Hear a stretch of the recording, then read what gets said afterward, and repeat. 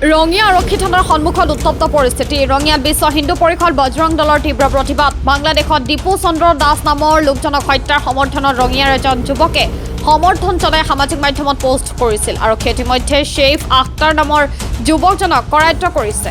এই যুৱকজনক বাংলাদেশত পঠিওৱাৰ দাবী আৰু এই যুৱকজনে যি ঠাইত ব্যৱসায় কৰি আছে সেই ঠাইখিনি চৰকাৰী ভূমি বুলি দাবী কৰিছে বজৰং দলে। তেওঁক তাৰ পৰা উচ্ছেদ কৰিবলৈ চৰকাৰক অনতিপলমে দাবী জনায়। ৰঙিয়া আৰক্ষী থানাৰ সন্মুখত ৰাজপথ অৱৰোধ কৰি তীব্ৰ প্ৰতিবাদ সাব্যস্ত কৰে জেহাদীৰ বিৰুদ্ধে। ৰঙিয়া প্ৰশাসনৰ লোক আহি ইতিমধ্যে প্ৰতিবাদস্থলীত উপস্থিত হৈ ঘটনাৰ বুজ লোৱাৰ লগতে প্ৰতিবাদকাৰীয়ে অভিযুক্ত যুৱকজনৰ ব্যৱসায়িক প্ৰতিষ্ঠানখন ২৪ ঘণ্টাৰ ভিতৰত চিল কৰিবলৈ দাবী জনায়। যোৱা ১৮ তাৰিখে বাংলাদেশত এজন সনাতনী ভাই দীপু দাসৰ যি নৃশংস হত্যাকাণ্ড বাংলাদেশত হৈ গ'ল, সেই হত্যাকাণ্ডৰ সমৰ্থন জনাই ৰঙিয়া চহৰৰ মাজমজিয়াত আখতাৰ আলী নামৰ এজন জিহাদীয়ে সমৰ্থন জনাই ইনষ্টাগ্ৰাম আৰু ফেচবুকত প্ৰচাৰ চলাইছিলে। আৰু সেই ঘটনাটো আমাৰ দৃষ্টিগোচৰ হোৱাত বিশ্ব হিন্দু পৰিষদ বজৰং দল আৰু ৰাষ্ট্ৰীয় বজৰং দলে ৰঙিয়া থানাত এজাহাৰ দিয়াৰ পিছত পদকীয়জনক ইতিমধ্যে আৰক্ষীয়ে কৰায়ত্ব কৰিছে। কিন্তু আমাৰ দাবী কিছুমান আছে।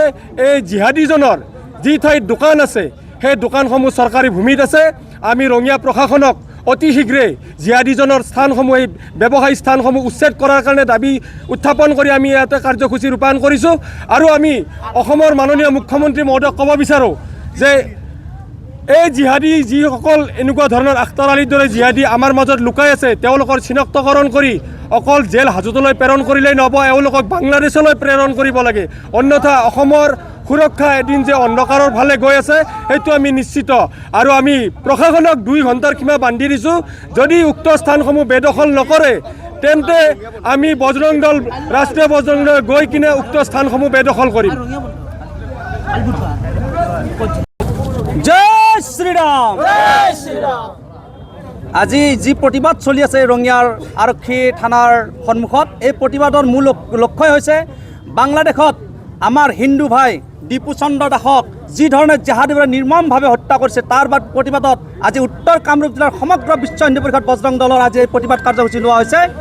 লগতে এই ৰঙিয়া মাজমজিয়াৰ পৰা এজন জেহাদী আখতাৰ আলীয়ে যি ধৰণে বাংলাদেশত নৃশংসভাৱে হত্যা কৰিলে আমাৰ হিন্দু ভাইজনক, তেওঁৰ জেহাদীবিলাক জেহাদীয়ে যিয়ে মাৰিছিলে তেওঁক সমৰ্থন কৰিছিলে, সেই জেহাদীজন এই ৰঙিয়াৰ মাজমজিয়াৰ পৰা, তেওঁৰ নাম আখতাৰ আলী। তেওঁ বিভিন্ন ধৰণে সামাজিক মাধ্যমত হিন্দুৰ বিৰোধিতা কৰি জেহাদীবোৰক সমৰ্থন জনাই তেওঁ বিভিন্ন পোষ্ট কৰে।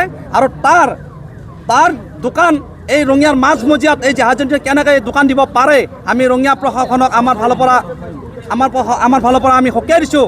অনতিপলমে যি চৰকাৰী ভূমিত এই জেহাদীজনে দোকান দি আছে তাৎক্ষণিকভাৱে তাৰ ওপৰত প্ৰতিক্ৰিয়া কৰি তাৰ দোকান ভাঙি পেলাব লাগে। নহ'লে আমি 2 ঘণ্টাৰ ভিতৰত এই বিশ্ব হিন্দু পৰিষদ বজৰং দলে তাৰ বিহিত ব্যৱস্থা ল'ম আৰু তাৰ দোকান ভাঙি আমি জ্বলাই দিম বুলি আমি আজি প্ৰতিজ্ঞাবদ্ধ হৈছোঁ। News desk, insight India.